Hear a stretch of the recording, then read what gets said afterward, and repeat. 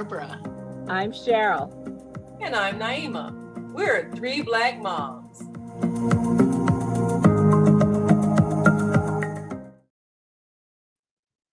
I have this comedian that I follow amongst many. I think it's Bowtie Comedy. But in reference to our subject today about profanity, this is what he said. He was speaking to the audience and he goes, "Now I'm a Christian and I don't curse out loud." So what is it with the world turning into coarse and bad language? I'm in a class at UNF, and the language that came out of my co-students' mouths as they were practicing and learning their comedy was amazing to me. I thought, has everyone lost their vocabulary? Well, as the world is racing toward its own destruction, Scripture tells us in Ephesians, do not let any unwholesome talk come out of your mouths, but only what is helpful for building others up according to their needs, that it may benefit those who listen. And it also says, do not use foul or abusive language. Let everything you say be good and helpful, so that your words will be an encouragement to those who hear. Let no corrupting talk come out of your mouths, but only such that is good for building up as fits the occasion, that it may give grace to those who hear. Now, I had an occasion once to be in a car with a friend who was making all kinds of jokes about other people. And someone reminded him that obscene stories, foolish talk, coarse jokes, these are not for you. Instead, let there be thankfulness to God. So why is there so much profanity when we have a myriad of words we can use to describe things? There are words when we were kids we were not allowed to say. You weren't allowed to call someone ignorant or stupid or dumb. Those were the bad words in our household. Sisters, why is the world rushing towards so much profanity? What are your thoughts? One of the things that I consider to be really in bad form are when people think things are funny and they say something extremely outrageous and you're looking at them like, why do you think that's funny? Well, you know what I have seen a lot of these days, TV shows and even movies where they have little children saying words that we grew up knowing were bad words, so to speak.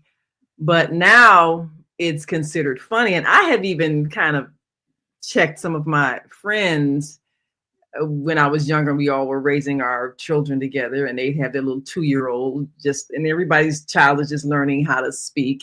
And they would teach them words that we knew were considered profanity. And they would think it was cute when their little 2-year-old would repeat the word. That's so cute. Well, you know how children are. They like to entertain. So if you respond positively to something that they say, they'll say it again and again and again.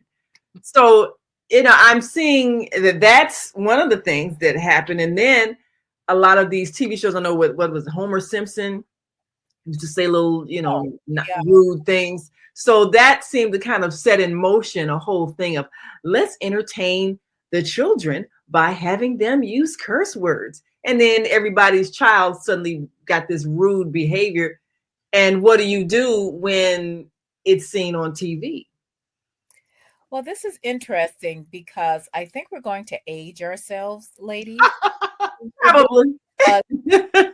Because we grew up, we're all baby boomers, okay? So let's put that out there, which means that we are all 60 plus. 60s children, yeah. And we're children who grew up in a household where maybe your parents cursed, but you knew better than to even saying lying, heifer, the word butt. I forgot about heifer. Right. Forget the B word or the S You can't word. even call somebody a cow. Yeah, that was bad. Like damn and hell, you did not say, even though you could say, well, those are in the Bible. You did not Right. say that. You didn't say They them. were not said and they were never said on television. Remember when Gone with the Wind came out, it was a big deal that, the man says, frankly, my dear, I don't give a damn. That was huge. In the 80s, when Archie Bunker came out, that was the first time you ever heard a toilet flush or even had people acknowledging that people use the toilet.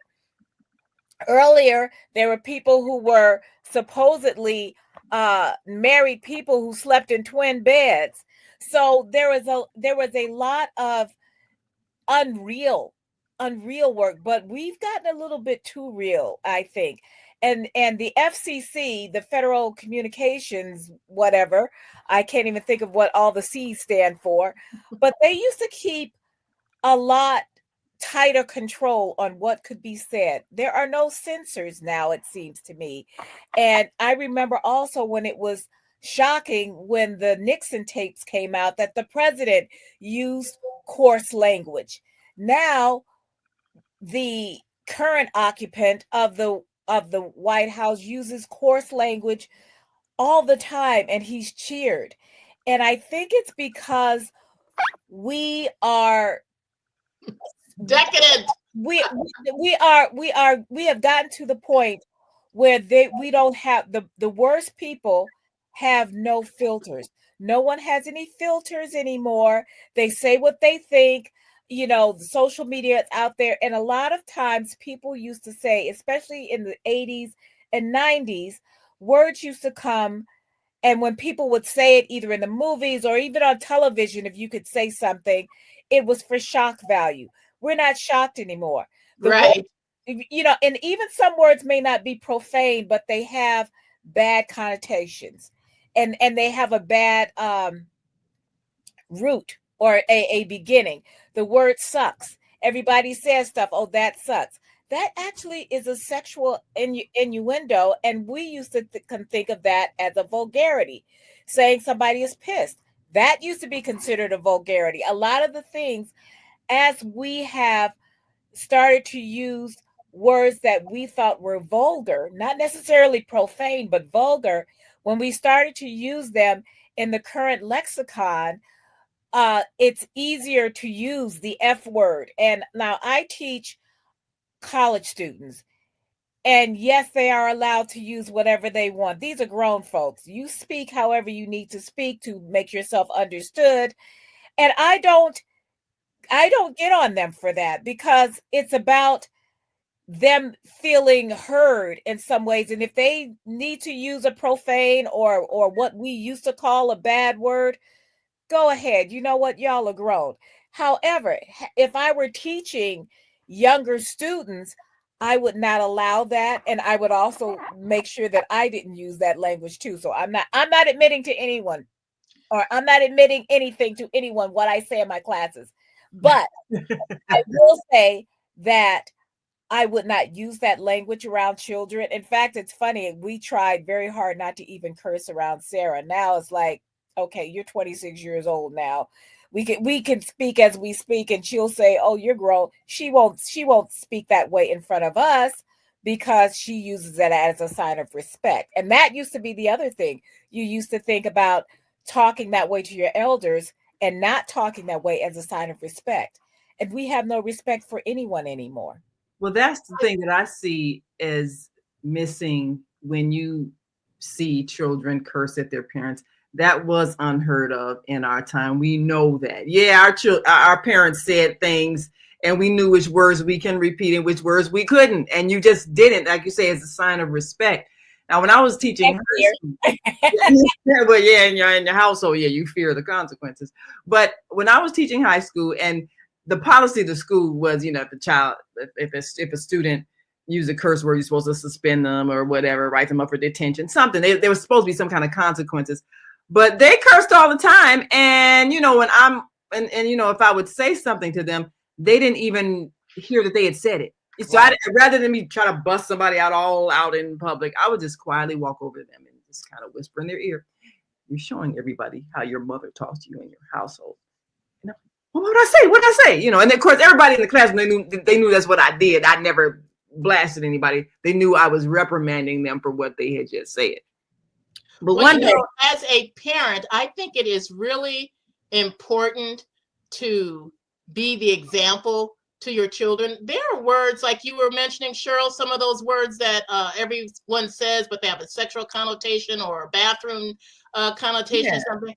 I do not allow my grandson to say those words. When he has said those words, I have offered him other ways of expressing his feeling of disgust or displeasure. I said, that's not a nice word. Oh, well, my parents say it or my friends say it. And I says, it's still not a nice word. And Grandma Barbara says, let's not say that word. Let's say this. And, I will give him other words to say, because I think as parents, we have to be mindful of the words we speak, how we express ourselves, and the things we say to our children, our children's friends, and even the children that we're watching. Sometimes a bad word might slip out because you've gotten used to talking that way.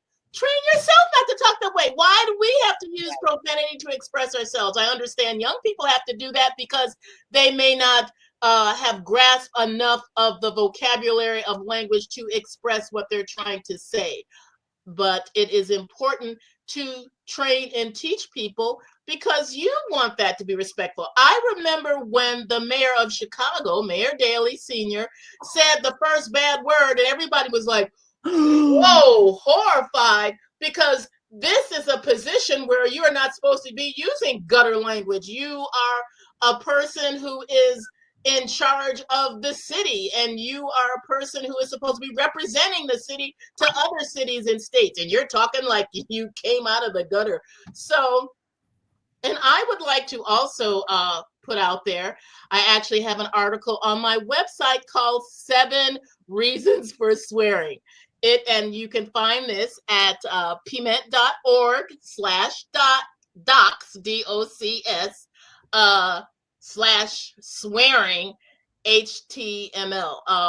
Well, okay, it's not my article. My husband wrote this thing because it was a whole thing about Christians swearing and thinking that it was okay to swear because bad language is acceptable. So I just thought, we need to learn how to speak better, learn better. And something I found kind of hysterical when young people are learning a new language, they want to know what are all the bad words so they can curse in another language. That is ridiculous. But that's just how young people are. They want to know what are the bad words. So they can... And that is exactly what people always ask. When I was over in Japan 30-some years ago, those were some of the things that my friends' friends were asking me. Well, what are the curse words? They wanted to say these things, and they want to give, these different scenarios. What if a guy asks, such and such, and you want to tell him, to, more or less F off. So it's interesting that everyone wants to do that. And I've also noted that a lot of times younger people, when English is their second language, and this has happened, in my own community, they will say things that I'm shocked that they say it. And it's like, they're going, what the hell? And I'm like, looking at them like, why are you talking? Because they don't realize that is not acceptable or respectable language. And I don't want to be the respectability police. People speak how they speak. But if your best way of expressing yourself is your language, you can do a whole lot more, because there's all kinds of ways. If you really have to bless someone out, you can do it without ever saying a bad word, or using profanity whatsoever. And profanity has gotten to the point where it has lost its shock value anyway. So people are like, oh, whatever. And because of that, but you can speak so much better. But even more than that, I think that we need to start teaching our young people how to speak better, especially like those 2-year-olds and 3-year-olds.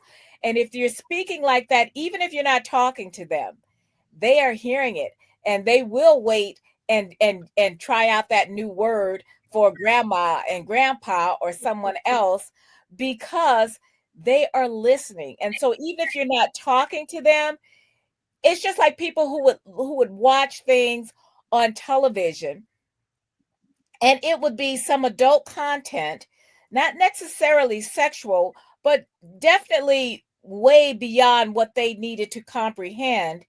And they would say, oh, they don't understand what they're talking about. And Barbara, you had mentioned the Simpsons, and I remember Sean used to watch the Simpsons with Sarah until she got old enough to understand it.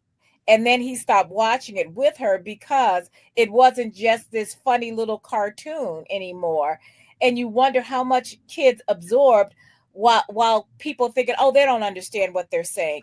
Kids were watching things like The Family Guy. When Sarah was in second grade, I remember her teacher was telling me that.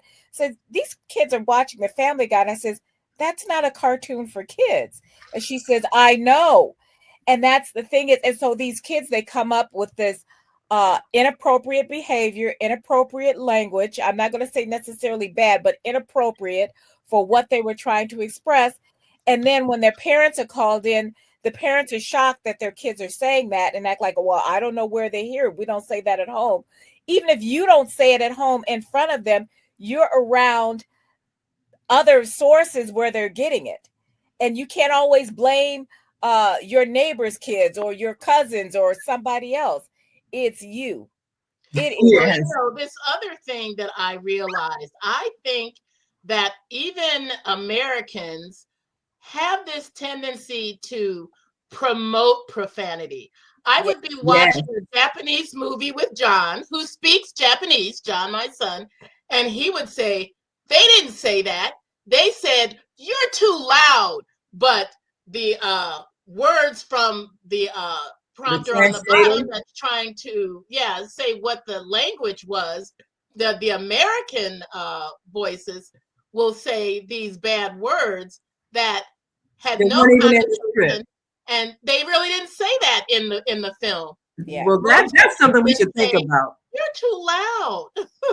See, that's something we should think about. What is the agenda of people who are trying to, I guess, degrade the culture so that everybody speaks in vulgar language? Everybody is making either genitalia references whenever they speak.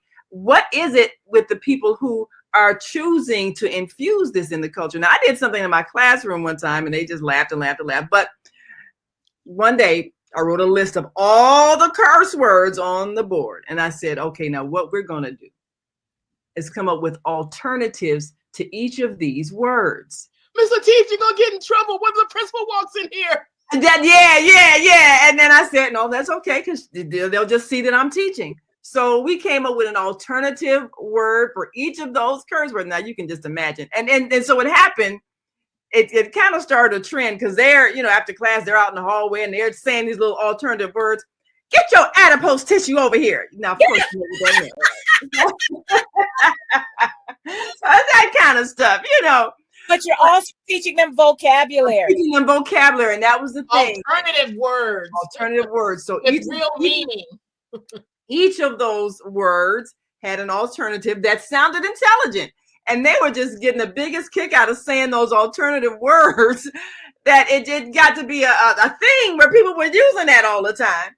But what I learned is that if we teach good speech, then our children will speak it, because they're going to speak the language that we speak. And if we're saying words that have some kind of vulgar connotation, but we say it whenever we want to show emphasis for something, well, that's what they learn. These are the words you use when you want to emphasize that you're serious about what you're saying. So that's what all the, the F word and everything else becomes. I'm going to emphasize that I mean business when I say this word. So now it's being said. And to be honest, I mean, all of the politicians have thrown one of those words out there at some point. And I don't know if they wanted to seem like they were being modern or whatever, or appealing to the youth or whatever, but they've all chosen to throw that F word out there, which used to be, when we were growing up, that was totally the unsayable thing.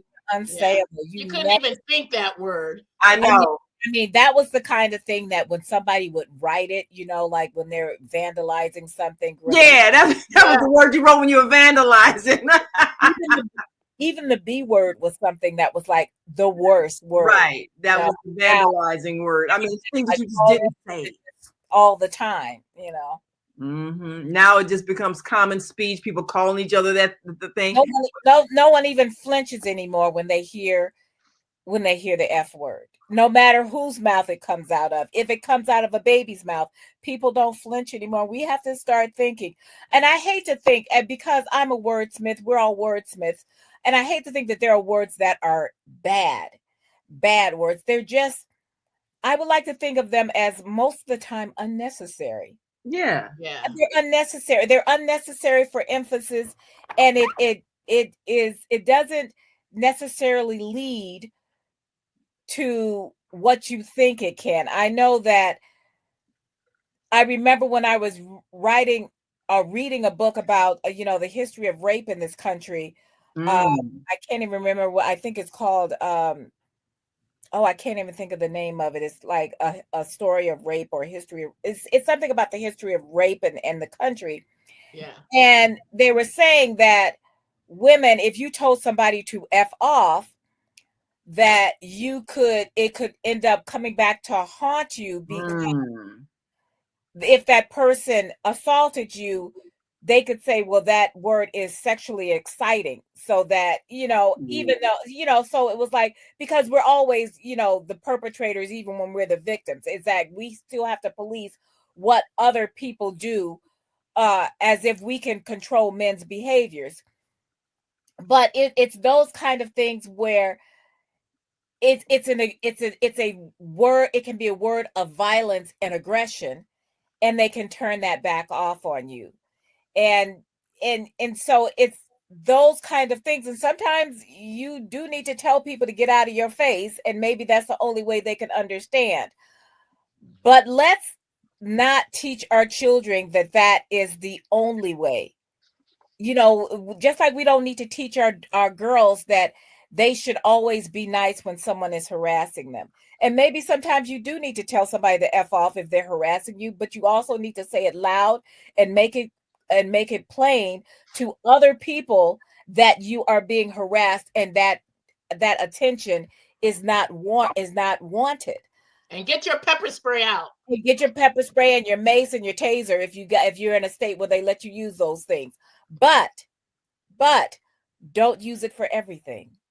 And that's the thing, is that we have gotten to the point where profanity is so ingrained in our regular conversation that nobody even thinks about, that wasn't even necessary. That was unusually harsh, and that didn't give you what you needed to say.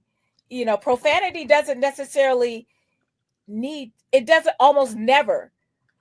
doesn't necessarily need to be there, but people use it for an emphasis that doesn't necessarily need to be there. Because they don't have, what is the quote? Profanity is the language of the person who doesn't have the vocabulary to express their thoughts. Exactly. So if you know enough words, use your words. I mean, I know that a lot of people believe that if they say something and use the shock value, I mean, I have friends who do this regularly as a way to emphasize if they want someone to know they're serious or they're upset or they're angry. But it gets to the point where you could actually have a lot more influence if you, number one, kept your voice calm, and number two, use all of the words that are dignified to express your thoughts. If that is your way, people will learn respect for that way, because that shows I am in control of myself, and I'm going to express exactly what I want you to understand. Even if it also represents a changed life. I had a friend, she's passed away now, but she was a former well-known madam of Chicago. Her name was Bunny Curry. Well, actually, that was her name on the streets, but she was Eileen Avanzano.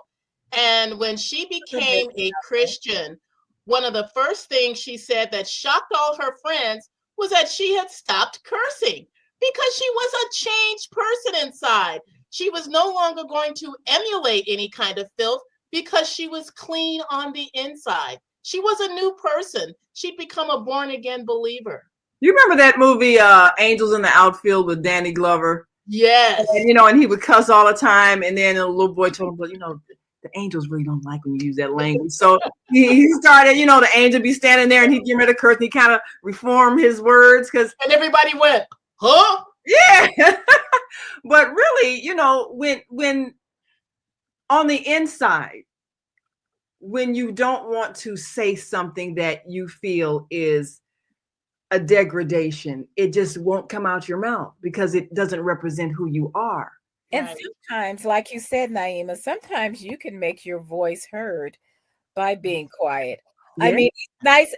Sometimes if you're a customer service and it's one of those call centers and they're talking over you and not listening, you really do want to cuss them out. You can ask for the manager, and sometimes you can just quietly say, "Don't make me come down there." Yeah, I've said that.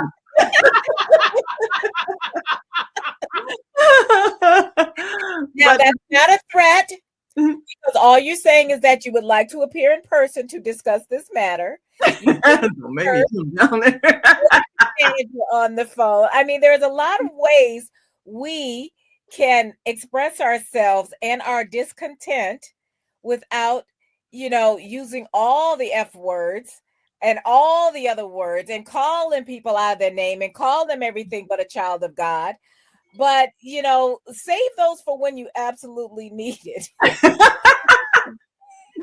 if you use it all the time, it loses its shock value and doesn't have the effect, right? All its value. And no obscenity, no filthiness, no coarse language. Those things are unsuitable. Yeah. Well, even though a word only has the meaning that you give it, if the general society and their own collective consciousness has agreed that this particular word or these sets of words are words that demonstrate vulgar speech or degrading language, or then unprofessional. Unprofessional, even though, like I said, at the highest levels of government, all these words have been used. But say for yourself, if you don't wish to define yourself that way, then you can choose to use language that represents a more professional, self-managed person. It's every act is an act of self-definition. So how do you want to define yourself? That's the question. And if you're in a professional setting and everybody's cursing and you're looking at them like the school marm, that really does make people kind of listen to themselves, because what they're trying to do is intimidate you by using vulgar language and aggressive and sexually violent language. And that's the thing. And so we do not want to teach our children to use aggressive and sexually violent language as a normal part of speaking. What the F is not necessary in all the time. That's the thing, is that we've gotten to the point where it is such a natural course. People don't realize you actually don't need to use that language. Right. Exactly. Or respond as the famous words of our dear First Lady Michelle Obama: when they go low, we go high. We go high. So there you go. Well, it's been great. I'm so grateful for those of you who have watched and tuned in. Make sure you like and subscribe to our Facebook page and YouTube channel so you get regular notes when we go live every Sunday, 5 Central, 6 Eastern, and wherever you are in the world, just adjust your time so you can watch us, and feel free to comment. So until next week, I'm Naima. I'm Cheryl. I'm Barbara. We are 3 Black moms.